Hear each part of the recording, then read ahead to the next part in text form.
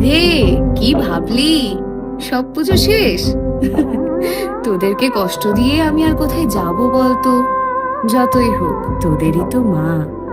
তবে এইবার কিন্তু আর কলকাতা নয়, এইবার আমি আসছি আমার প্রাণের শহর চন্দননগরে।